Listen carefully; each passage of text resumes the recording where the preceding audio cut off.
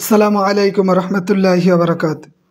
আলহামদুলিল্লাহি রাব্বিল আলামিন ওয়াল আকিবাতু লিল মুত্তাকিন ওয়াসসালাতু ওয়াসসালামু আলা সাইয়্যিদিল আমবিয়া ওয়াল মুরসালিন।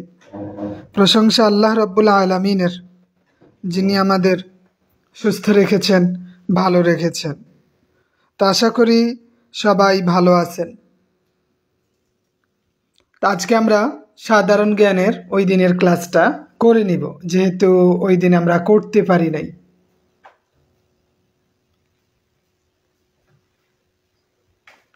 তা আজকে আমরা চেষ্টা করব ওই পড়াটুকু ব্যাকআপ দেওয়ার জন্য, যেহেতু এটা আমাদের প্রয়োজনীয় বিষয়।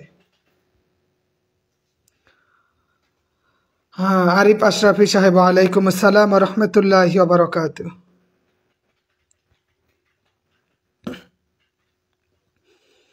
ভালোই আছেন সবাই না? আপনাদের দিনকাল কেমন কাটতেছে?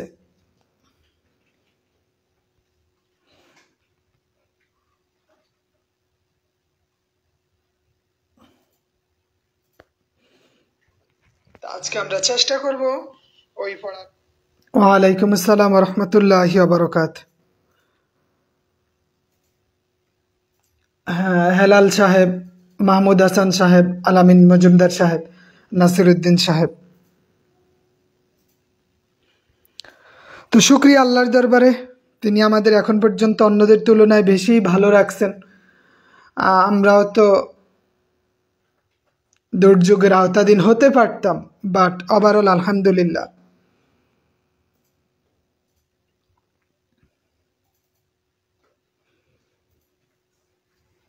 তো আজকে আমরা ইতিহাস থেকে ভাষা আন্দোলন পর্যন্ত ওভারঅল অ্যাট এ গ্ল্যান্স আমরা দেখে নিব।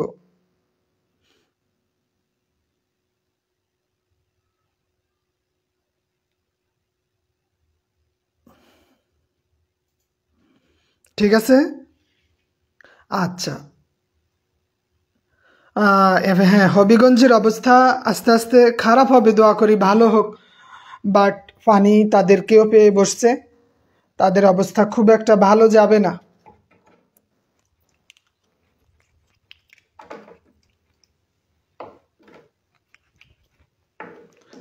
আচ্ছা, তো আমরা আজকে ইতিহাস থেকে ভাষা আন্দোলন পর্যন্ত একটু দেখে নিব। ওকে, খেয়াল করি। হাফেজ রাকিবুল ইসলাম সাহেব কয়রা থেকে, মহিবুল্লাহ সাহেব, ওয়ালাইকুম আসসালাম ওয়া রাহমাতুল্লাহি ওয়া বারাকাতুহু।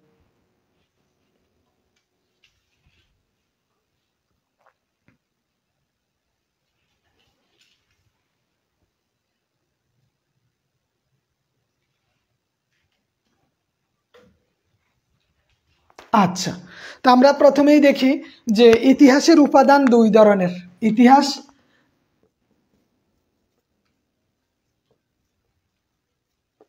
ইতিহাসের উপাদান এটা হচ্ছে দুই ধরনের। ইতিহাসের উপাদান কয় ধরনের?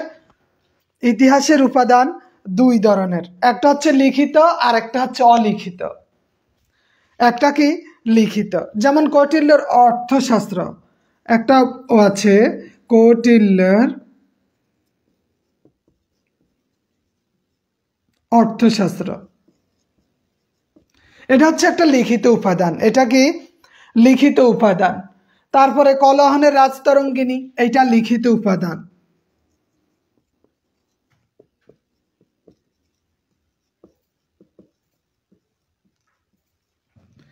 কলহনের রাজতরঙ্গিনী, এটা লিখিত উপাদান। রাজতরঙ্গিনী দীর্ঘিকার না, অনেক সময় রস্বীকার দেয়। রাজতরঙ্গিনী এটা হচ্ছে লিখিত উপাদান। মিনহাজুস সিরাজের লেখা তবকাতে নাসিরি, তবকাতে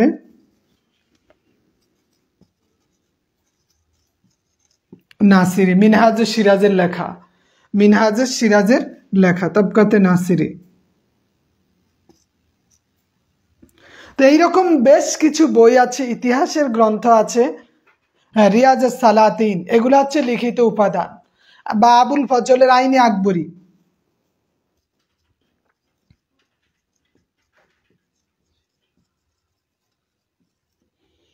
আইনে আকবর, আবুল ফজলের আইনে আকবরী, আবু ইউসুফ সাহেব, ওয়ালাইকুম আসসালাম। তাহলে আইনে আকবরী এটা হচ্ছে লিখিত উপাদান। বা আমাদের ওই যে কালিদাসের রঘুবংশ, কালিদাসের রঘুবংশ একটা বই আছে, রঘুবংশ একটা বই আছে। তাহলে এগুলা হচ্ছে কি লিখিত উপাদান। তাহেরা বিনতে হাবিব ম্যাম, এগুলা কি লিখিত উপাদান। এই কিছু বই, ইতিহাস কিছু লিখিত, অধিকাংশই অলিখিত। ইতিহাস কিছুটা লিখিত, অধিকাংশটাই কি অলিখিত, অধিকাংশটাই অলিখিত। তো লিখিত অলিখিত মিলেই ইতিহাস। অনেক কিছু মুখের ভাষায়, মুখে মুখেই প্রকাশিত, মুখে মুখেই প্রচলিত, আর কিছু লেখা আছে। তো আমাদের এইখানে দুইটা জিনিস জানতে হবে। ইতিহাসের পরবর্তীতে আমরা বাংলাদেশের ক্ষেত্রে, বাংলাদেশের যে ইতিহাসটা, আমরা জানি বাঙালি কি জাতি,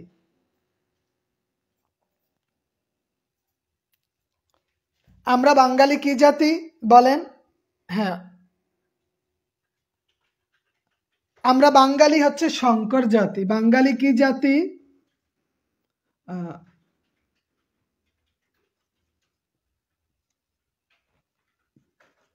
আমরা হচ্ছে শঙ্কর জাতি।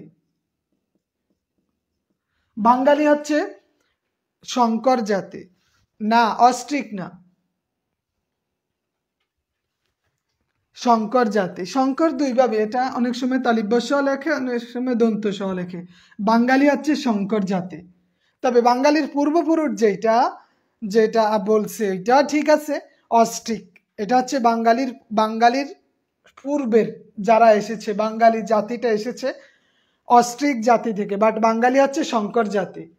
এখানে একটা বিষয় জানতে হবে, আর্য যুগকে বৈদিক যুগ বলা হয়। তথ্যটা রাখবেন, আর্য যুগকে বৈদিক যুগ বলা হয়। আর্য যুগকে বৈদিক যুগ বলা হয়। হ্যাঁ, আর্য যুগকে কি যুগ বলা হয়? বৈদিক। আর্য, আমরা জানি আর্য, প্রাক আর্য, অনার্য আর্য দুইটা জাতি। অনার্য আর্য, অনার্য জাতিটা 4 ভাগে বিভক্ত, অস্ট্রিক, নেগ্রিটো, দাবড়ির, বর্চিনীয়। তো নেগ্রিটো তো চলে গেছে, অস্ট্রিক দাবড়ির দুইটা মিলে হয়েছে আর্য পূর্ব বাঙালি। আর্য পূর্ব বাঙালি এবং আর্য দুইটা মিলে হয়েছে কি বাঙালি জাতি। এই জন্য এটাকে শঙ্করায়নের মাধ্যমে যেহেতু একটা জাতি গড়ে উঠেছে, এই জন্য এটাকে বলা হয় শঙ্কর জাতি। এটাকে কি বলা হয়? শঙ্কর জাতি। শঙ্করায়নের মাধ্যমে হয়েছে, তাই এটা শঙ্কর জাতি। আর এই আর্য যুগটা, এই যুগটা হচ্ছে বৈদিক যুগ। বৈদিক যুগ কি যুগ? বৈদিক যুগ। এরপরে আস্তে আস্তে আমরা আমাদের নীতি নৈতিকতা বা আমাদের দেশের দিকে ঢুকি। আমাদের যে প্রাচীন কিছু জনপদ আছে, প্রাচীন জনপদ, এই প্রাচীন জনপদগুলো গুরুত্বপূর্ণ। প্রাচীন জনপদের মধ্যে আমরা জানি পুন্ড্র, বঙ্গ, পুন্ড্র, বঙ্গ, হরিকেল, সমতট,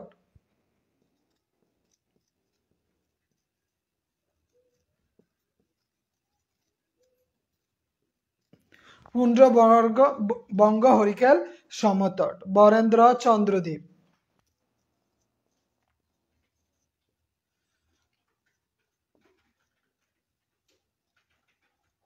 এগুলো হচ্ছে প্রাচীন জনপদ।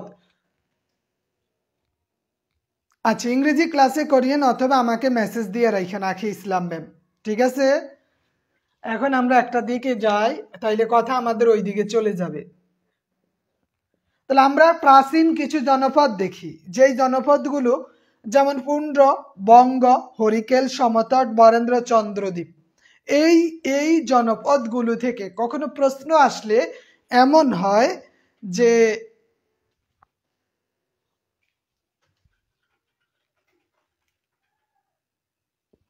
এই জনপদগুলো থেকে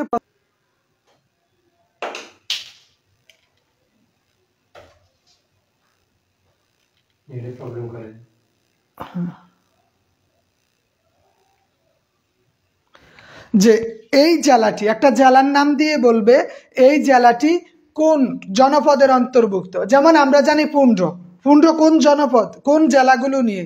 যেমন বগুড়া, রংপুর, দিনাজপুর, রাজশাহী। বগুড়া, রংপুর, দিনাজপুর, রাজশাহী। এই যে এই জেলাগুলো, বগুড়া কোন জনপদের অন্তর্ভুক্ত? পুন্ড্র জনপদ, পুন্ড্রের অন্তর্ভুক্ত। রংপুর কোনটার অন্তর্ভুক্ত? এইটাই। দিনাজপুর হোক, রাজশাহী হোক, যেইটাই হোক, ওইটা সবগুলো কি পুন্ড্র জনপদের অন্তর্ভুক্ত। আবার যদি বলে বঙ্গ, বঙ্গ 1 নম্বরেই আমরা জানি ঢাকা, ঢাকা, ফরিদপুর, ঢাকা, ফরিদপুর, ময়মনসিংহ, ঢাকা, ফরিদপুর, ময়মনসিংহ, তারপরে বরিশাল, পটুয়াখালী, বরিশাল, পটুয়াখালী, হ্যাঁ বরিশাল,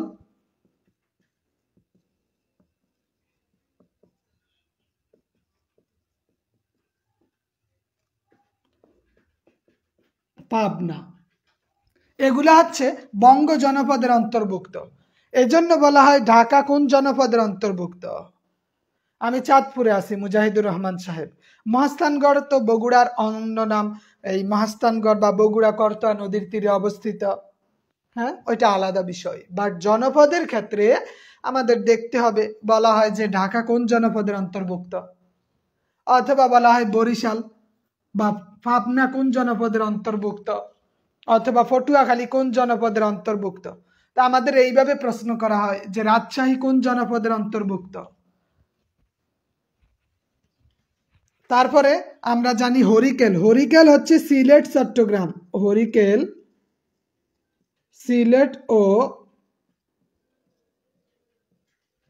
চট্টগ্রাম, হরিকেল সিলেট, চট্টগ্রামের অন্তর্ভুক্ত। এবং সমতট কুমিল্লা, নোয়াখালী, এগুলো হচ্ছে সমতটের অন্তর্ভুক্ত।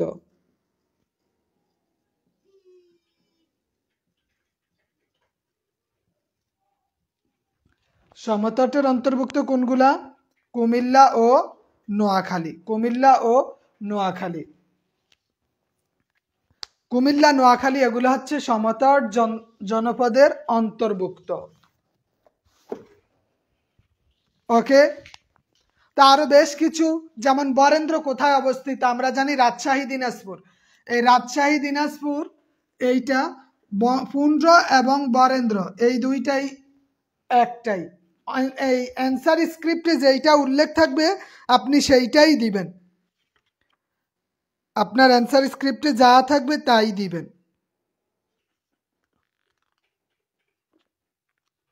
ঠিক আছে?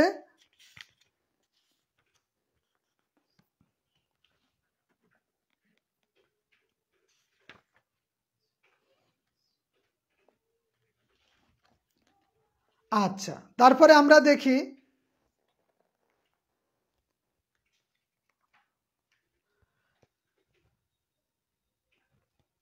চন্দ্রদ্বীপ। চন্দ্রদ্বীপ হলো বরিশাল। এই রাজশাহী, দিনাজপুর লিখে দেই, বরেন্দ্র, রাজশাহী,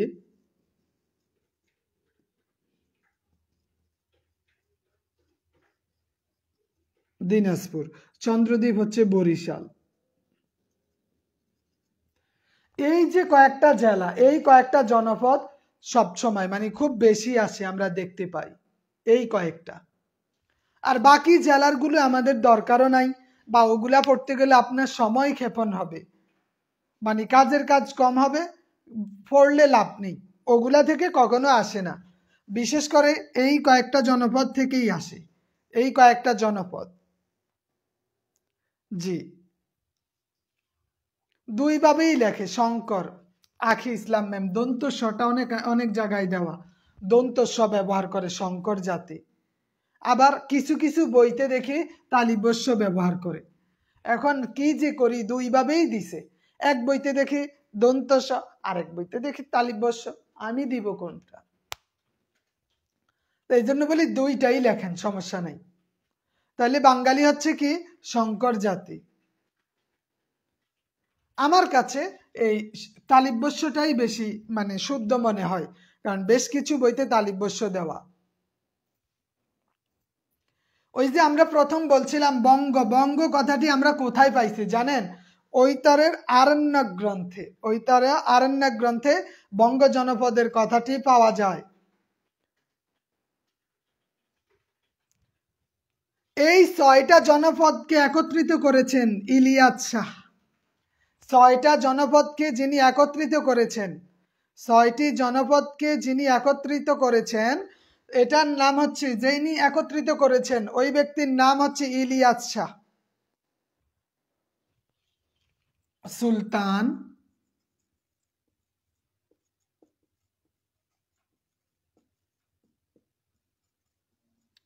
ইলিয়াস শাহ যিনি একত্রিত করেছেন তেনার নাম কি? সুলতান ইলিয়াস, সুলতান ইলিয়াস শাহ। 6টা পূর্ববঙ্গ, আরিকাল, সমতট, বরেন্দ্র, চন্দ্রদ্বীপ, এই 6টি জনপদকে একত্রিত করেছেন কি? 6টা জনপদকে একত্রিত করেছেন সুলতান ইলিয়াস শাহ, সুলতান ইলিয়াস শাহ। এই জনপদগুলোর ভাষা কি ছিল? দেখেন, যিনি একত্রিত করেছেন নাম তার সুলতান ইলিয়াস শাহ। এদের ভাষা ছিল অস্ট্রিক। এদের ভাষা কি ছিল? অস্ট্রিক। এই জনপদগুলোর ভাষা কি ছিল বলেন? এই জনপদগুলোর ভাষা ছিল অস্ট্রিক। এখন বলেন তো, এই জনপদটা কি? এই যে এতক্ষণ জনপদ জনপদ বলতেছি, বলতে পারবেন জনপদ মানে কি? জনপদ মানে কি? মুখলেসুর রহমান সাহেব, ওয়ালাইকুম আসসালাম। জনপদ মানে হলো বাংলার ছোট ছোট অঞ্চল। বাংলার ছোট ছোট অঞ্চলকে জনপদ বলা হয়। বাংলার ছোট ছোট অঞ্চলকে জনপদ বলা হয়। বাংলার ছোট ছোট অঞ্চলকে জনপদ বলা হয়।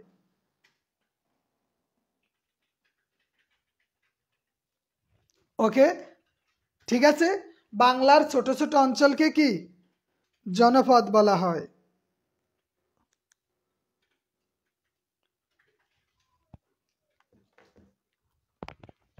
একটা খুব সুন্দর মজার মোবাইল ব্যবহার করি, মোবাইলের মাঝ দিয়ে খাওয়া, এর জন্য এটা দিয়ে ব্যবহার করে আমাকে টাচ করতে হয়।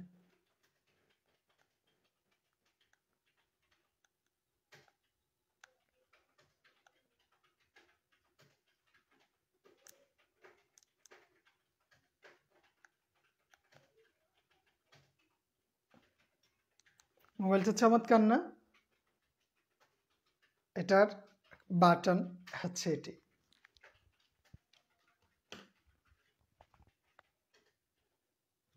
তাহলে জনপদ মানে বাংলার ছোট ছোট অঞ্চল। জি না, যে রাস্তা দিয়ে জনেরা যায় না, বাংলার ছোট ছোট অঞ্চলগুলোকে একত্রে বলা হতো জনপদ। একত্রে বলা হতো জনপদ। আচ্ছা, তারপরে আমরা দেখি এই যে বাংলার শাসনামলগুলো, বিশেষ করে আমাদের যে শাসনামলগুলো আমরা দেখতে পাই, ওই শাসনামলের ক্ষেত্রে প্রথম আমরা দেখব আলেকজান্ডার, যিনি ছিলেন পারস্যের মহান রাজা। আলেকজান্ডার কি ছিলেন? পারস্যের মহান রাজা।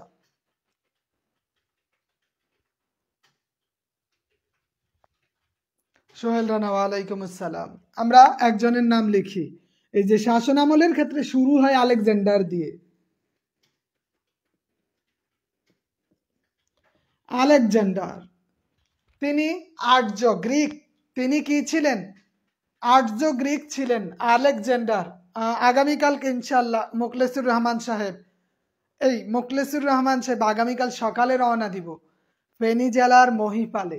মহিপালে আমাদের একজন সদস্য আছে, স্টুডেন্টও বলা চলে, রাজিয়া সুলতানা ম্যাম। ওনারা আটকা পড়েছেন মহিপালে। আমাকে একটু হেল্প করবেন কিভাবে মহিপাল যেতে পারি।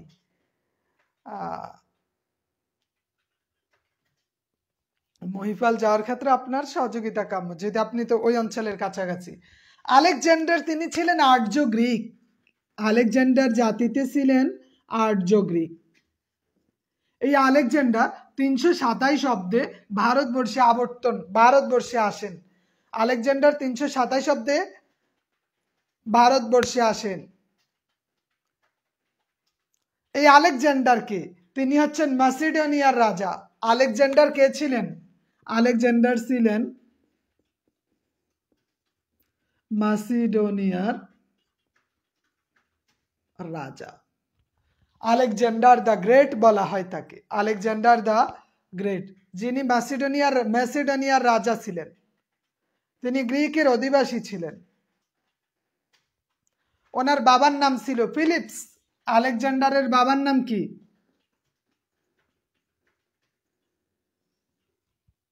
ফিলিপস। আলেকজান্ডারের বাবার নাম হচ্ছে ফিলিপস, বা আমরা ফিলিপস। আলেকজান্ডারের বাবার নাম ফিলিপস। ওনার প্রধান সেনাপতি ছিল সেলুলোকাস, আলেকজান্ডারের সেনাপতি।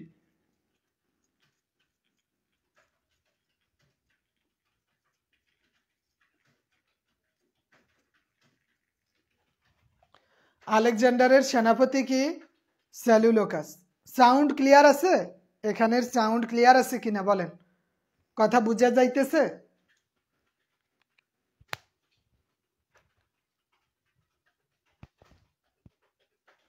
কথা বোঝা যাচ্ছে? আচ্ছা, তাহলে আলেকজান্ডার দ্য গ্রেট, তিনি আর্য গ্রিক এবং উনি ছিলেন ম্যাসিডোনিয়ার রাজা। বাবার নাম ছিল ফিলিপস, তার সেনাপতি ছিল সেলুলোকাস। 327 অব্দে ভারতবর্ষে আবর্তন করেন, ভারতবর্ষে আসন। ভারত নামকরণ হয়েছে তৎকালীন রাজা ভরতের নাম অনুসারে। কেউ কেউ বলছেন রাজা ভরতের নাম অনুসারে ভারতের নামকরণ করা হয়েছে। তারপরে আমরা দেখি এই যে এরপর থেকে আমাদের শাসনামল শুরু হলো। তো শাসনামলগুলো মৌর্যগুপ্ত, এগুলো আমরা কিভাবে বুঝবো? সেলুকাস।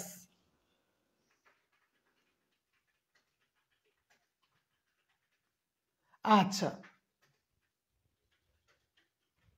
সেলুকাস, হ্যাঁ, মাহমুদ হাসান সাহেব, সেলুকাস। আচ্ছা, এই যে আমরা বলি মগা গেছে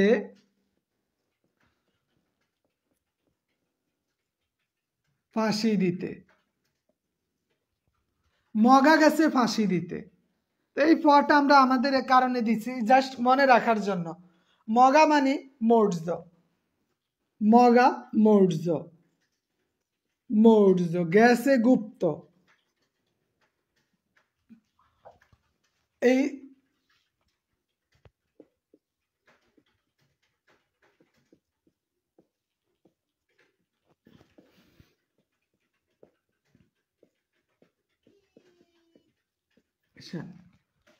তাহলে এই যে মগা গেছে ফাঁসি দিতে, আমরা এখানে 5টা ধারাবাহিক সিরিয়াল করে দিলাম যে আমাদের 5টা যে শাসনামল, মৌর্য, গুপ্ত, গৌড়, পাল, সেন। মৌর্য, গুপ্ত, গৌড়, পাল, সেন, এগুলা ধারাবাহিকতা রক্ষা করাটা গুরুত্বপূর্ণ। যে আমরা যদি এইভাবে না পড়ি, সেনাপতির নাম সেলুকাস, সেনাপতির নাম কি? আলেকজান্ডারের সেনাপতি সেলুকাস, আলেকজান্ডারের সেনাপতি, আলেকজান্ডারের সেনাপতি সেলুকাস।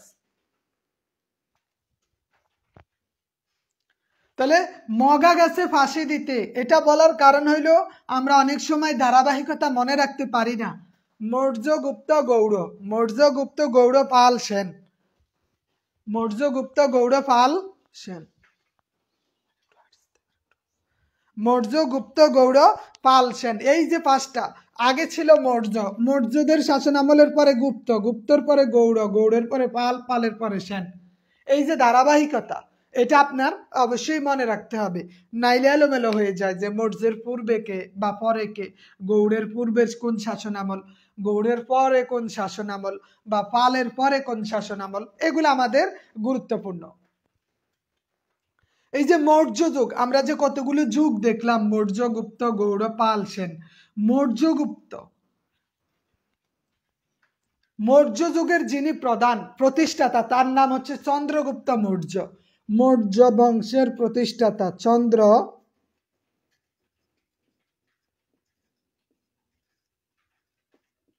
চন্দ্রগুপ্ত মৌর্য। মৌর্য বংশের প্রতিষ্ঠাতাকে চন্দ্রগুপ্ত মৌর্য।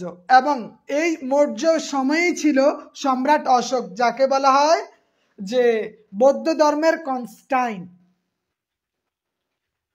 বৌদ্ধ ধর্মের কনস্ট্যান্টাইন সম্রাট অশোক মৌর্য বংশের, যেমন সম্রাট অশোক,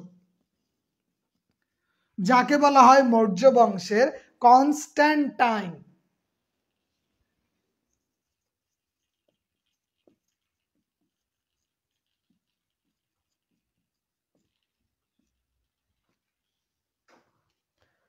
কনস্ট্যান্টাইন। ইনি হচ্ছেন কি বৌদ্ধ ধর্মের কনস্ট্যান্টাইন, সম্রাট অশোক। এই মহাস্থানগড়ের শিলালিপিতে সম্রাট অশোকের শিলালিপি মহাস্থানগড়ে পাওয়া যায়। আমরা যে মহাস্থানগড় বগুড়া, এই চন্দ্রগুপ্ত বা মৌর্য বংশের আমলের ওই সময়ের শিলালিপি, সম্রাট অশোকের শিলালিপি বগুড়ার মহাস্থানগড়ে পাওয়া যায়। সম্রাট অশোকের শিলালিপি।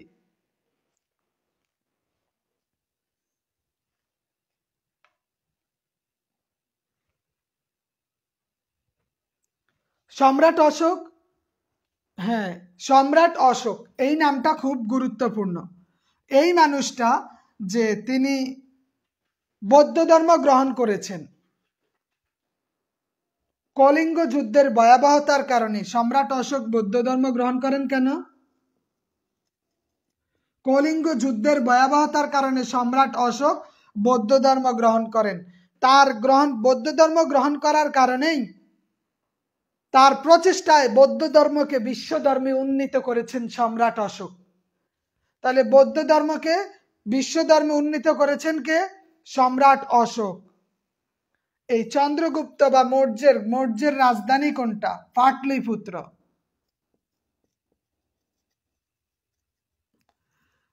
মৌর্যের রাজধানী পাটলিপুত্রের প্রতিষ্ঠাতা চন্দ্রগুপ্ত মৌর্য। মৌর্যের রাজধানী পাটলিপুত্র। মৌর্যদের শ্রেষ্ঠ সম্রাট অশোক। সম্রাট অশোককে বলা হয় বৌদ্ধ ধর্মের কনস্ট্যান্টাইন। সম্রাট অশোক বৌদ্ধ ধর্ম গ্রহণ করেছেন কলিঙ্গ যুদ্ধের ভয়াবহতা।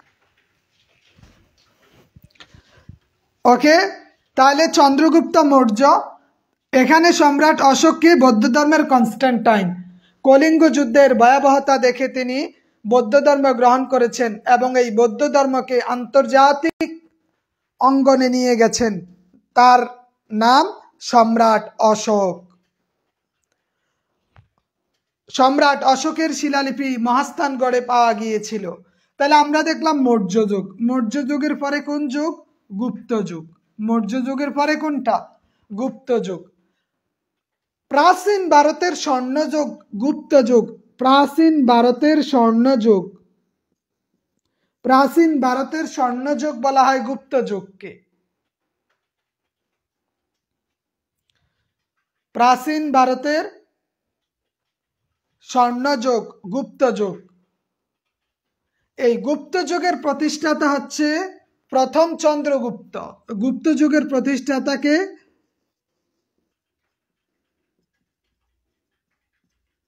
প্রথম চন্দ্রগুপ্ত হচ্ছে গুপ্তের প্রতিষ্ঠাতা। গুপ্ত যুগের প্রতিষ্ঠাতা হচ্ছে কে? প্রথম চন্দ্রগুপ্ত পুত্র। গুপ্ত যুগের প্রতিষ্ঠাতা প্রথম চন্দ্রগুপ্ত। গুপ্ত যুগকে বলা হয় প্রাচীন ভারতের স্বর্ণযুগ। এই যে প্রথম চন্দ্রগুপ্ত, তিনি কিন্তু মহারাজা ধীরাজ উপাধি গ্রহণ করেছেন। মহারাজা ধীরাজ।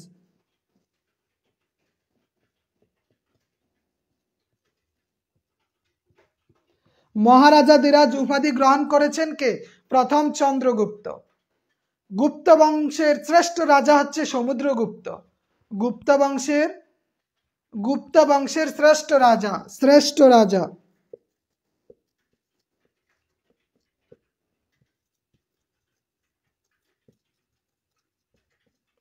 গুপ্ত বংশের শ্রেষ্ঠ রাজা সমুদ্রগুপ্ত। গুপ্ত বংশের শ্রেষ্ঠ রাজা সমুদ্রগুপ্ত এবং এই সমুদ্রগুপ্তকে বলা হয় প্রাচীন ভারতের নেপোলিয়ন। সমুদ্রগুপ্তকে বলা হয় কি? প্রাচীন ভারতের নেপোলিয়ন। এরপরে আমরা এই গুপ্ত যুগে একটা বৈশিষ্ট্য দেখতে পাই, অযোধ্যার গুহা। অযোধ্যার গুহা চিত্র, যে প্রাচীন অজন্তার গুহা চিত্র।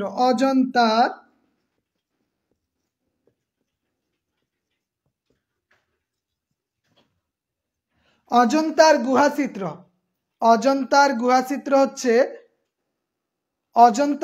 চিত্র হচ্ছে গুপ্ত যুগের একটা বৈশিষ্ট্য, গুপ্ত যুগের সৃষ্টি। ওই সময় ছিল, এই গুপ্ত শাসনাময় ছিল তাম্র শাসন। তাম্র শাসন কোন সময় ছিল, কোন যুগে ছিল বলেন? তাম্র শাসন কোন যুগে ছিল? তাম্র শাসন ছিল গুপ্ত যুগে। তাম্র শাসন মানে কি? তাম্র শাসন মানে হচ্ছে তামার পাতে খোদাই করা শাসন, মানে তামার পাতে খোদাই করা ছিল যেই শাসন, ওইটা হচ্ছে তাম্র শাসন। তামার পাতে খোদাই করা শাসন ব্যবস্থাই হচ্ছে তাম্র শাসন। আমাদের সংখ্যা যে কমে আসতেছে কেন বলেন তো? খারাপ লাগতেছে? ক্লাসে বুঝি বিরক্ত লাগতেছে, তাই না?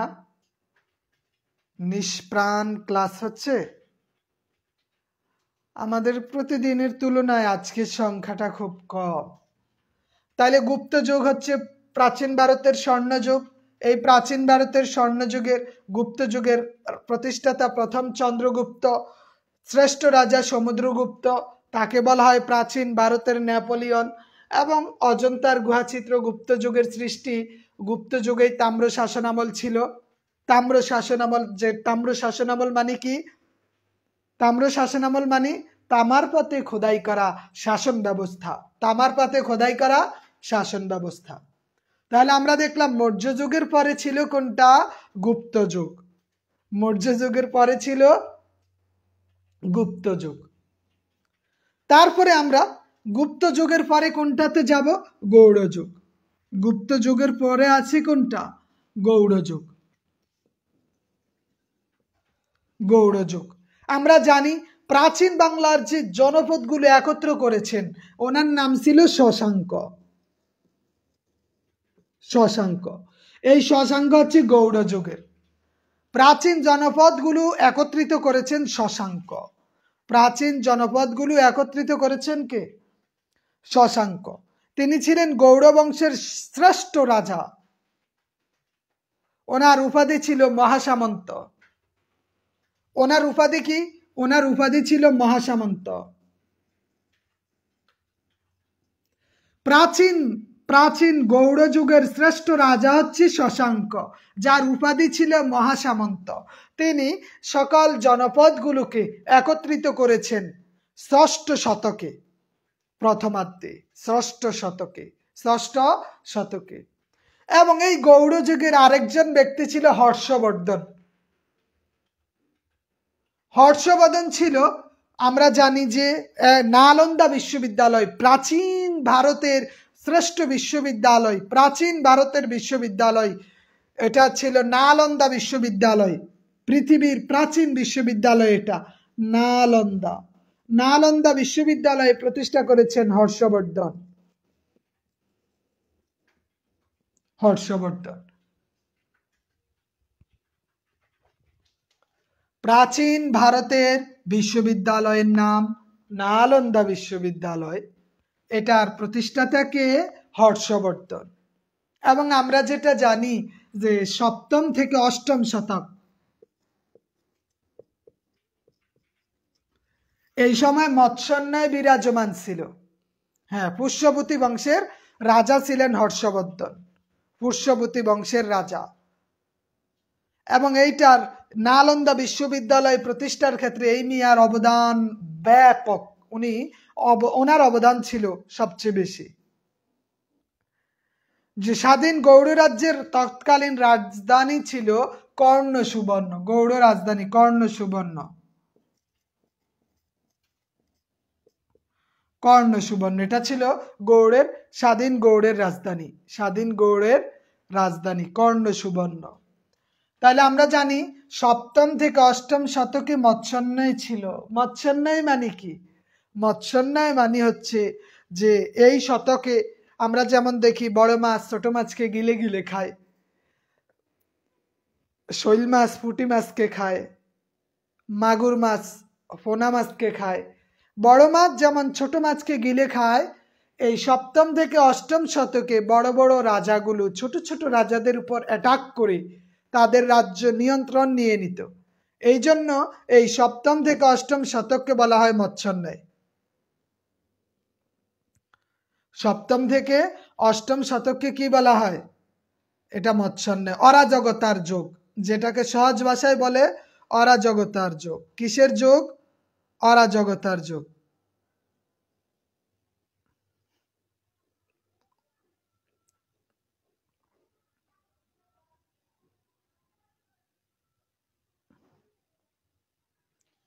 ওকে, ছোট ছোট রাজ্যগুলোকে আক্রমণ করতো বড় বড় রাজ্যের রাজারা। এই যে একটা অরাজকতা, এই যে একটা অরাজকতা, এইটাই হচ্ছে মৎস্যন্যায়। এটা ছিল কত? সপ্তম থেকে অষ্টম শতকে, সপ্তম থেকে অষ্টম শতকে। এই যে দুনিয়া কিসের লাগিয়া এত যত্নে গড়ায় আছেন শান, ছায়াবাজি পুতুল নাচে বানাইয়া মানুষ, যেমনি নাচাও তেমনি নাচি, পুতুলের কি দোষ। যেমনি নাচাও তেমনি নাচি, তুমি খাওয়ালে আমি খাই। এই যে দুনিয়া কিসের লাগিয়া এত যত্নে গড়ায় আছে শান, ছায়াবাজি পুতুল নাচে বানায়া মানুষ, যেমনি নাচাও তেমনি নাচি, পুতুলের কি দোষ। যেমনি নাচাও তেমনি নাচি, যেমনি নাচাও তেমনি নাচি, তুমি খাওয়ালে আমি খাই। এই যে দুনিয়া কিসের লাগিয়া এত যত্নে গড়ায় আছেন সাই। তুমি হাকিম হইয়া হুকুম কর, পুলিশ হইয়া ধর, সর্প হইয়া ধ্বংসন কর, ওজা হইয়া ঝাড়। তুমি হাকিম হইয়া হুকুম কর, পুলিশ হইয়া ধর, সর্প হইয়া ধ্বংসন কর, ওজা হইয়া ঝাড়। তুমি বাঁচাও তুমি মারো, তুমি বাঁচাও তুমি মারো, তুমি বিনে কেহ নাই। এই যে দুনিয়া কিসের লাগিয়া এত যত্নে গড়ায় আছেন সাই। এই যে দুনিয়া কিসের লাগিয়া এত যত্নে গড়ায় আছে সাই। তুমি ব্যস্ত তুমি দোজক তুমি ভালো মন্দ, তুমি ব্যস্ত তুমি দোজক তুমি ভালো মন্দ, তুমি ফুল তুমি ফল তুমি তাতে গন্ধ। আমার মনে এই আনন্দ কেবল আল্লাহ তোমায় চাই। আমার মনে এমন আনন্দ, আমার মনে এই আনন্দ কেবল আল্লাহ তোমায় চাই। এই যে দুনিয়া কিসের লাগিয়া এত যত্নে গড়ায় আছে সাই। এই যে দুনিয়া। ওকে, তারপরে আমরা দেখি যে গৌড় শাসন আমলের হর্ষবর্ধন, যিনি পুষ্যবতী বংশের শ্রেষ্ঠ রাজা, যে মানুষটার মানে প্রচেষ্টার মাধ্যমে নালন্দা বিশ্ববিদ্যালয় গড়ে ওঠে। এই নালন্দা বিশ্ববিদ্যালয় গড়ে ওঠা প্রাচীন বিশ্ববিদ্যালয়, যার অস্তিত্ব শত শত বছর ধরে টিকে আছে। এই হর্ষবর্ধনের একজন সভাকবি ছিল, যার নাম ছিল বাণভট্ট। যার নাম কি ছিল? হর্ষবর্ধনের একজন সভাকবি ছিল, তার নাম ছিল বাণভট্ট। হর্ষবর্ধনের সভাকবির নাম কি? বাণভট্ট। হর্ষবর্ধনের সভাকবির নাম কি? বাণভট্ট। তাহলে আমরা গৌড় শাসন আমলটা দেখলাম। গৌড়ের পরে আমরা দেখব পাল শাসন আমল। এটা আরেকটা গুরুত্বপূর্ণ শাসন আমল। আমরা জানি গৌড়ের পরে কি? পাল শাসন আমল। পাল বংশের শ্রেষ্ঠ রাজা গোপাল। পাল বংশের শ্রেষ্ঠ রাজাকে বলেন? পাল বংশের শ্রেষ্ঠ রাজাকে? গোপাল। হ্যাঁ, পাল বংশের শ্রেষ্ঠ রাজাকে? গোপাল। তিনি কিন্তু প্রতিষ্ঠাতা বটে। এবং বাংলায় বংশ পরম্পরায় যে শাসনামল চালু করেছেন, এই চালু করেছেন গোপাল।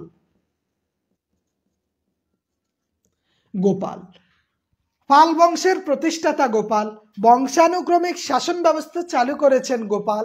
এই পাল শাসনামল 400 বছর পর্যন্ত দীর্ঘস্থায়ী ছিল, এজন্য বলা হয় দীর্ঘস্থায়ী শাসনামল। দীর্ঘস্থায়ী শাসনামল হলো পাল শাসনামল। এই পাল শাসনামলের শ্রেষ্ঠ রাজা, পাল আমলের শ্রেষ্ঠ রাজা ছিল ধর্মপাল। পাল বংশের শ্রেষ্ঠ রাজা ধর্মপাল। পাল বংশের শ্রেষ্ঠ রাজাকে ধর্মপাল। এবং সর্বশেষ রাজা হইছে মদন পাল। শেষ রাজাকে মদন পাল। পাল বংশের শ্রেষ্ঠ রাজা ধর্মপাল, সর্বশেষ রাজা মদন পাল। এটা দীর্ঘস্থায়ী রাজবংশ, যেটা 756 সালে প্রতিষ্ঠিত হয়। পাল বংশ 756-তে প্রতিষ্ঠিত হয়, 400 বছর এটা রাজত্ব করেছে।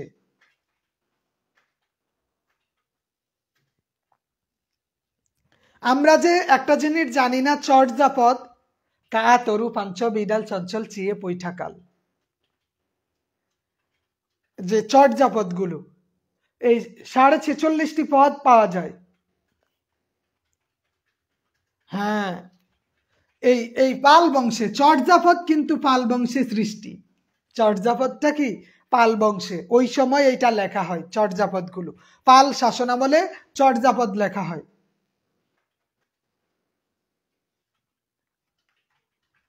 আচ্ছা, তারপরে আমরা জানি পাল শাসনামলের পরে এদের মধ্যে আরেকটা জিনিস হচ্ছে অতীপ দীপঙ্কর, যিনি শূন্য তত্ত্বের মতবাদ চালু করেছিলেন। অতীপ দীপঙ্কর বা অতীশ যেটা বলে,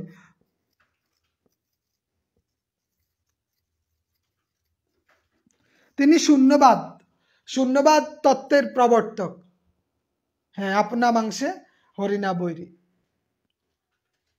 চর্যাপদ, এই চর্যাপদ কিন্তু পাল আমলের সৃষ্টি। চর্যাপদ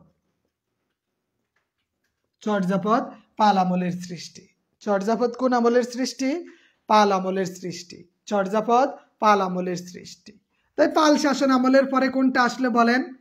পাল শাসন আমলের পরে কোনটা আসছে? সেন।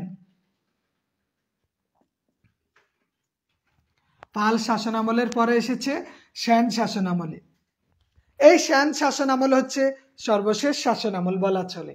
সেন বংশের প্রতিষ্ঠাতা হচ্ছে সামন্ত সেন। সেন বংশের প্রতিষ্ঠাতা কে? সেন বংশের প্রতিষ্ঠাতা হচ্ছে সামন্ত সেন। কিন্তু যদি বলে সেন বংশের প্রকৃত প্রতিষ্ঠাতাকে, তখন হবে হেমন্ত সেন। খেয়াল রাখবেন, সেন বংশের প্রতিষ্ঠাতাকে সামন্ত সেন, সেন বংশের প্রকৃত প্রতিষ্ঠাতাকে হেমন্ত সেন। তাহলে সামন্ত সেন হেমন্ত সেন দুটো বিষয় আলাদা। এবং আমরা জানি বাংলার শেষ হিন্দু রাজা ছিল লক্ষণ সেন।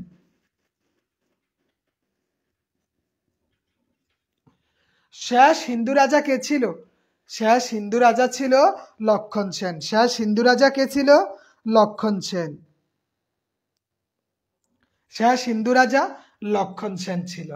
তাহলে সামন্ত, হেমন্ত, লক্ষণ এগুলা দেখলাম। এই যোগগুলো গেল, এই যোগগুলো। শ্রেষ্ঠ রাজা বিজয় সেন, শ্রেষ্ঠ রাজা বিজয় সেন। তারপরে এখানে আমাদের বেশ কিছু বাংলায় পরিব্রাজক এসেছিল। তারপরে আমরা দেখি উপমহাদেশে মুসলিম শাসনামল। এরপরে আমরা কি উপমহাদেশের বিষয়টা দেখি। উপমহাদেশে যে মুসলিম শাসনামল শুরু হলো,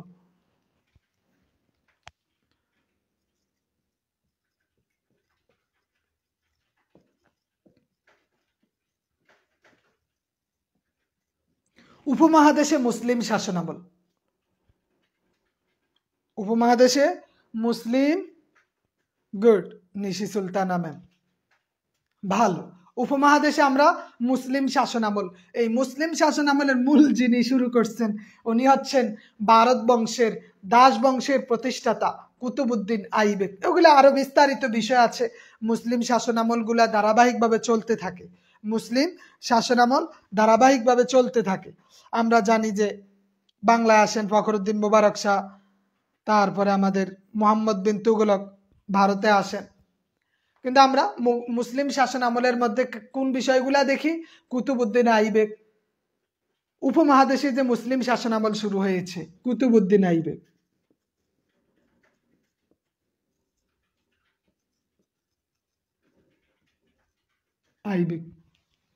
কুতুবউদ্দিন আইবেক দাস বংশের প্রতিষ্ঠাতা এবং উপমহাদেশে স্থায়ী মুসলিম শাসন প্রতিষ্ঠা করেছেন কুতুবউদ্দিন আইবেক। উপমহাদেশে স্থায়ী শাসন প্রতিষ্ঠা করেছেন কে? কুতুবউদ্দিন আইবেক। উপমহাদেশে স্থায়ী মুসলিম শাসন প্রতিষ্ঠা করেছেন কুতুবউদ্দিন আইবেক। কুতুবউদ্দিন আইবেকের জামাই, যিনি দিল্লির সালতানাতের প্রকৃত প্রতিষ্ঠাতা, দিল্লির সালতানাতের প্রকৃত প্রতিষ্ঠাতাকে তার জিয়ের জামাই, মেয়ের জামাই শামসুদ্দিন ইলতুৎমিশ।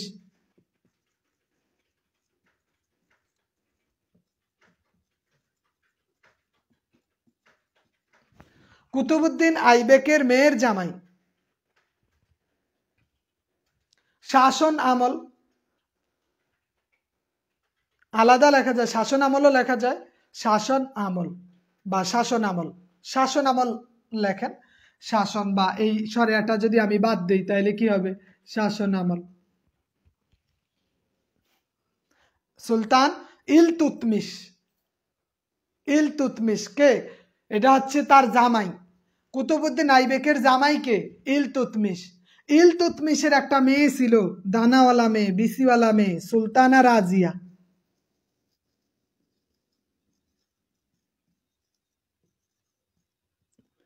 দায়িত্বশীল সুলতানা রাজিয়া।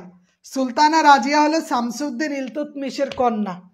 এই মহিলা রাজ্য সামলাইতে গিয়ে চিন্তা করলেন মহিলা মানুষ দিয়ে রাজ্য পরিচালনা করা যায় না, এই জন্য তিনি পুরুষের পোশাকে বেড়ার মতো রাজ্য পরিচালনা করতে বেড়ার মতো পোশাক পরছেন, মানে পুরুষের পোশাক পরিধান করে রাজ্য পরিচালনা করেছেন যিনি, তার নাম হইল সুলতানা রাজিয়া। এই মহিলাই ভারতবর্ষের ইতিহাসে সর্বপ্রথম ক্ষমতায় অধিষ্ঠিত হন, সুলতানা রাজিয়া।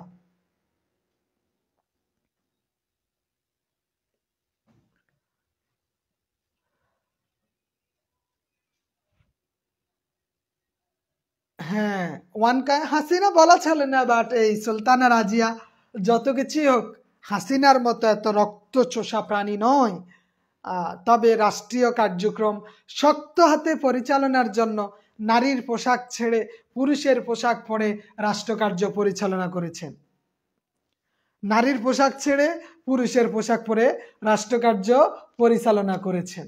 তো এই মুসলিম শাসনামলের মধ্যে একটা বড় শাসনামল হলো, আমরা একটু দ্রুত গতিতেই সামনে অগ্রসর হই যেহেতু সময় কমে যায়, সময় বেড়ে যাচ্ছে। আর তো 10:30 বাজতে আর 10 মিনিট, মানে 50 মিনিট হয়ে গেছে। এইটা জানি কিভাবে, আস্তে আস্তে আমাদের সংখ্যা কমতেছে। তো এই জন্য জাস্ট একটু এট এ গ্লান্স ভাষা কয়েকটা বিষয় বলে যাই। মোগল শাসনামল। মোগল শাসনামল।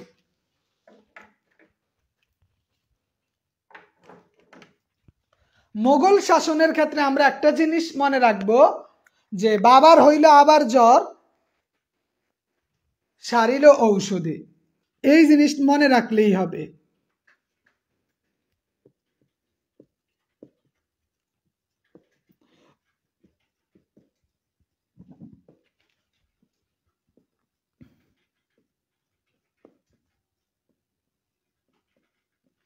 বাবার হইল আবার জ্বর, সারিল ঔষধে। এই এক লাইন মনে রাখলে মুঘল শাসনামলের যে কয়েকজন শাসন বার পরিচালনা করেছেন, মোগল শাসনের যে কয়েকজন সম্রাট, মোগল সম্রাট, ওনাদের সবার নাম এখানে চলে আসে এক লাইনে, যে বাবার হইল আবার জ্বর, সারিল ঔষধে। যেমন বাবার মানে কি? সম্রাট বাবর, মুঘল সাম্রাজ্যের প্রতিষ্ঠাতাও বলা চলে। বাবার হইল হুমায়ুন, আবার মানে আকবর, জ্বর মানে জাহাঙ্গীর।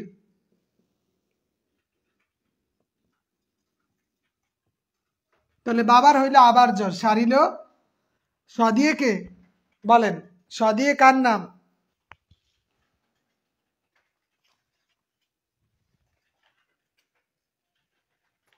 তাহলে বাবার হইল আবার জ্বর, সারিল ঔষধে।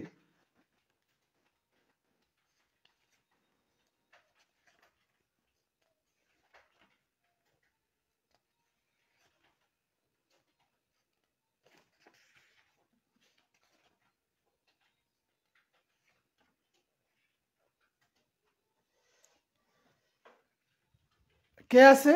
হ্যাঁ, শাহজাহান। জাহাঙ্গীরের পরে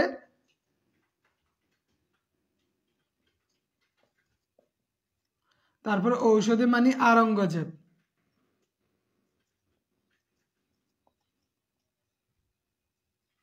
আওরঙ্গজেব। তাহলে আমরা দেখলাম 2 4 6 জন মোগল সম্রাট, 6 জন। সালাউদ্দিন না, সালাউদ্দিন না, 6 জন। তাহলে বাবার হইল আবার জ্বর, সারিল ঔষধে। বাবার মানে এখানে বাবর, সম্রাট বাবর, যিনি প্রথম মুঘল সাম্রাজ্যের প্রতিষ্ঠাতা বলা চলে। মুঘল সাম্রাজ্যের প্রতিষ্ঠাতা সম্রাট বাবর। বাবরের ছেলে হচ্ছে হুমায়ুন। হুমায়ুনের পরে এসেছে আকবর, জাহাঙ্গীর, শাহজাহান, সর্বশেষ এসেছে সম্রাট আকবর। এই সিরিয়ালটা মনে রাখতে হয়। অনেক সময় সিরিয়াল দিয়ে বলে সিরিয়াল ঠিক আছে কিনা, এটা বলে যে মুঘল সাম্রাজ্যের সম্রাটদের সিরিয়ালটা প্রশ্ন দিয়ে দিছে, এই যে এই সিরিয়ালটা। তো এটা মনে রাখতে হয়, কার পরে কে, কার পরে কে।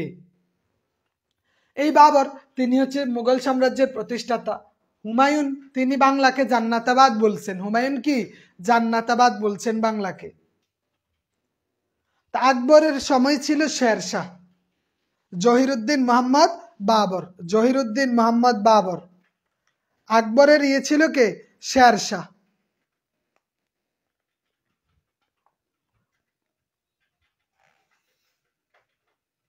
যিনি গ্র্যান্ড ট্রাঙ্ক রোড নির্মাণ করেছেন।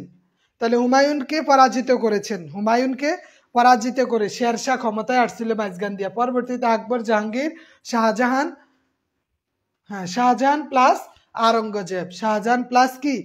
আওরঙ্গজেব।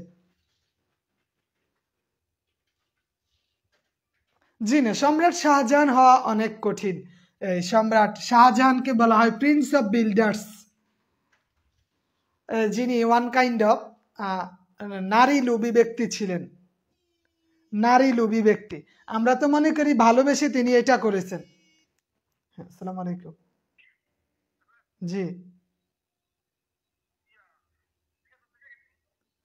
আচ্ছা, দেখতেছি, আমি একটু ক্লাসে আছি। ওকে ওকে। তাহলে আমরা দেখলাম কি মমতাজ, আপনি যেটা মনে করছেন মমতাজ, বিষয়টা এমন না। সম্রাট শাহজাহান ছিল নারী লোভী, আমাদের জয়ের মতো। যেটা ফলক বলছে, জয়ের প্রতি রাতে একটা করে নারী লাগতো। নারীগুলো কিভাবে আসতো? নারীগুলোর প্রাথমিক বাছাই করতো ফলক স্যার নিজে। কিভাবে বাছাই করতে? আগের নিজে রুম ডেট করতে, যে সব কিছু ঠিকঠাক আছে কিনা। তো উনি আগে একটু প্র্যাকটিস করে নিত, সব ওকে করে দিয়ে ব্যবহার করে এইটা তিনি আরেকজন মন্ত্রীর কাছে পাঠাতেন। উনি একটু দেখতেন, দেখার পরে উনি আমাদের জয় স্যারের কাছে, যিনি শেখ হাসিনার আদর্শ পুত্র, ওর কাছে পাঠাতেন।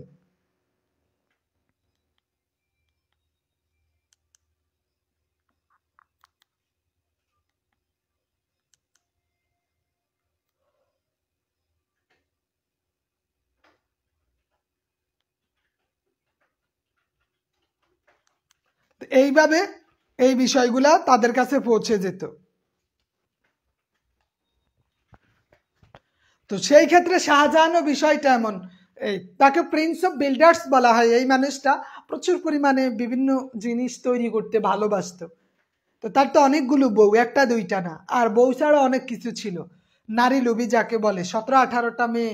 বা ওনার জীবনী থেকে জানা যায় যে উনি প্রায় 50+ নিত্য নৈমিত্তিক ব্যবহারের জন্য রেখে দিতেন, যখন যেটা ভালো লাগতো। নাস্তায় একটা, ডিনারে একটা, লাঞ্চে একটা, তারপরে এই দুপুরে বিকালের নাস্তা একটা, সন্ধ্যার নাস্তা একটা, এইভাবে ব্যবহার করতে থাকতো। তাহলে সম্রাট শাহজাহান ওইটা তৈরি করতে গিয়ে একটা পর্যায়ে তার স্ত্রী মারা যায় আর তাকে তিনি ওইখানে দাফন করেন। তবে মমতাজ ভীষণ সুন্দরী ছিল মমতাজ। এবং আমরা জানি এই যে সম্রাট আকবর মসনদদারি প্রথা প্রবর্তন করেছেন, সম্রাট আকবর মসনদদারি প্রথা প্রবর্তন করেছেন। বাবার বিরুদ্ধে সর্বপ্রথম বিদ্রোহ ঘোষণা করছেন সম্রাট জাহাঙ্গীর। বেদ্যফে বাবার বিরুদ্ধে যুদ্ধ ঘোষণা করছে, সে বাবার বিরোধিতা করছে। এরপরে আমরা জানি সম্রাট শাহজাহান, যাকে প্রেমিক পুরুষ বলি, কিন্তু আসলে সে প্রেমিক পুরুষ না, শয়তান বেডা। তাহলে সম্রাট শাহজাহানের পর আওরঙ্গজেব, যাকে বলা হয় জিন্দা পীর, জিন্দা পীর সাধারণ জীবন যাপন করছেন। হ্যাঁ, এটা এইভাবে মিস গাইডেড হয়ে আসছে। এই যে আমরা যেটা জানি শেখ মুজিব, শেখ মুজিবের আব্বুর নাম কি, আম্মুর নাম কি বলেন? শেখ মুজিব কিন্তু জারজ সন্তান, জানেন এইটা?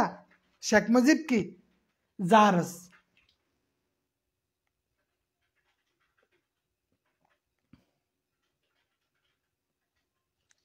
কারণ যে তার বাবা মায়ের সাথে অন্যভাবে বিয়া শাদী হয়েছিল, তাও বিয়া শাদী হয়েছে ধরা খায়া, তখন ওইভাবে তাদের সন্তান এসে গেছে, একটা গোছায় দেওয়ার জন্য শেখ মুজিবের আব্বার কাছে পৌঁছাই দিছিল।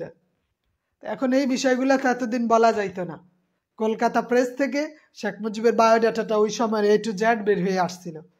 আমি একজন মেজর থেকে শুনছিলাম বিষয়টা, আর থেকে কয়েক বছর আগে। তখন আমরা তো জানি শেখ মুজিব তিনি অনেক কিছু বা ওইভাবে এসেছেন। তো এইরকম আর কি অনেক কিছু ভালো পবিত্র ভালোবাসা বুঝায়, কিন্তু না, পবিত্র ভালোবাসাই যদি হইতো তাহলে সম্রাট শাহজাহান এতগুলা নারীর জীবন ধ্বংস করতো না। এই যে মমতাজকে তাও জোর করে নিয়ে আসছে।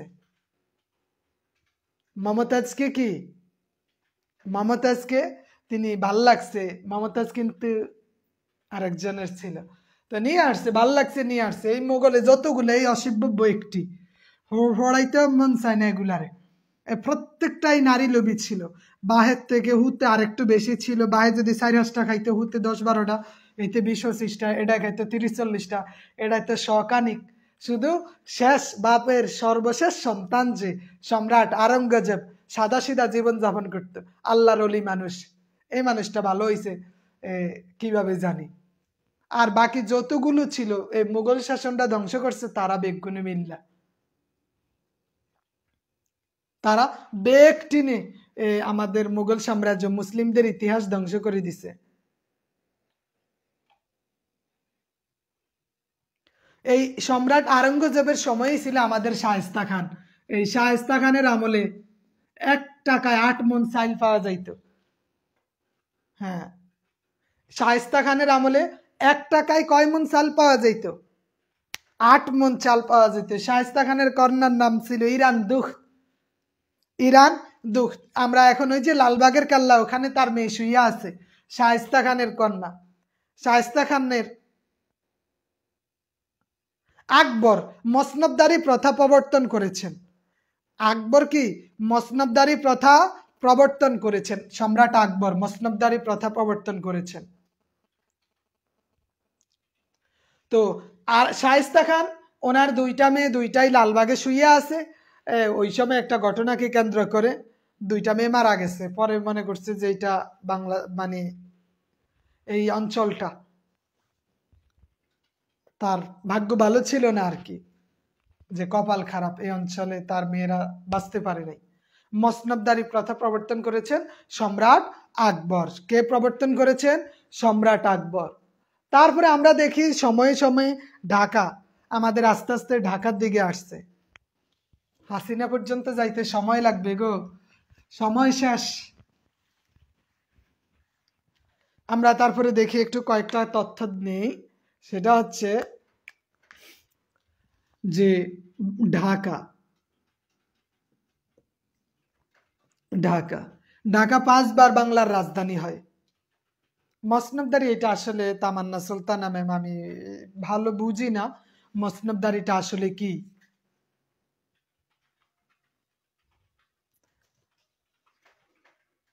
তো তিনি মসনবদারি প্রথা প্রবর্তন করেছেন, এতটুকুই জানি।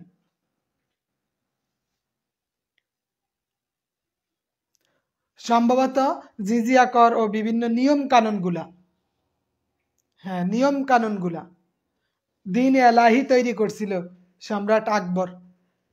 কিছু কিছু প্রথা প্রচলন করেছেন, নিয়ম কানুন। আচ্ছা, যে ঢাকা আমরা জানি 1610 সাল, 1610 সালে সর্বপ্রথম বাংলার রাজধানী হয় ঢাকা। তারপরে 1660 সালে বাংলার রাজধানী হয়। কয়বার হইল? 2 বার। তারপরে 1910 সাল কয়বার? 3 বার। তাহলে 1910 সালের পর আসে কত? 1947 সাল। 1910 সালের পর 1947, তারপরে কত? 1947-এর পরে 1971। মোট কয়বার? ঢাকা মোট 5 বার বাংলার রাজধানী হয়। স্বাধীনতার পরে 1 বার।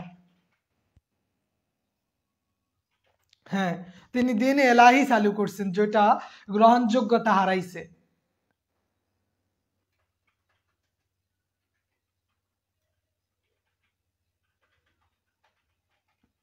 এই যে এই সময় কলকাতা জব চার্নক নামে এক ব্যক্তি 1200 টাকায়, জব চার্নক নামে এক ব্যক্তি 1200 টাকায় কলকাতা শহর কিনে নিছে। আজকের যেই কলকাতা, আমাদের বাংলাদেশ, বাংলাদেশ তো এত ছোট না, বাংলাদেশের সাথে কলকাতা কিন্তু বাংলাদেশের অংশ। বাট ব্রিটিশদের সাথে মানে ভারতীয় আগ্রাসনের শিকার হয়ে আমরা ছোট হয়ে আসছি।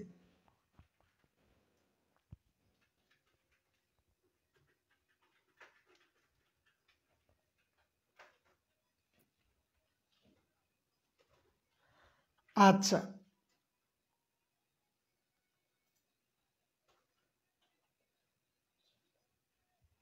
তারপরে আমরা এই যে শাসনামলগুলো পরেই আসে, যে ব্রিটিশ শাসনামল।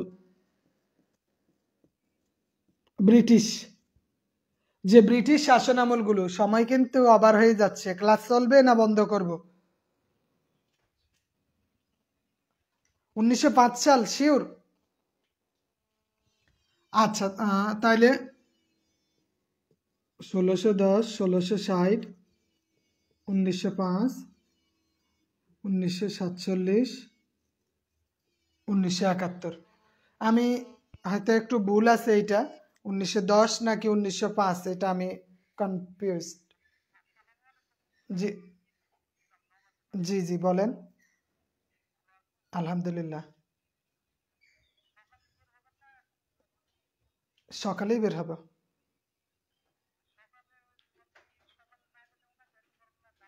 জি জি জি জি। না, ওইটা আসলে স্থানে যায়া দেখি। আচ্ছা আচ্ছা, ঠিক আছে ইনশাল্লাহ। জি জি। ওকে ওকে, আসসালামু আলাইকুম। হ্যাঁ, সোনারগাঁও একসময় রাজধানী ছিল।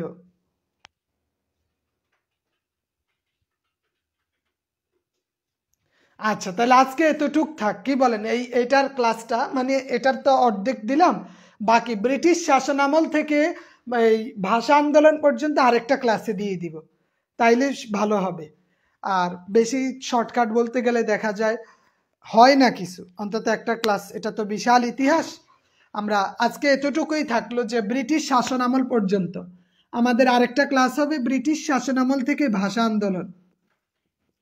ভাষা আন্দোলন, ঠিক আছে? যেহেতু ব্রেনে তো ধরা লাগবে, ব্রেনের ক্যাচ না করলে সমস্যা। কোনো কিছু জিজ্ঞাসা আছে?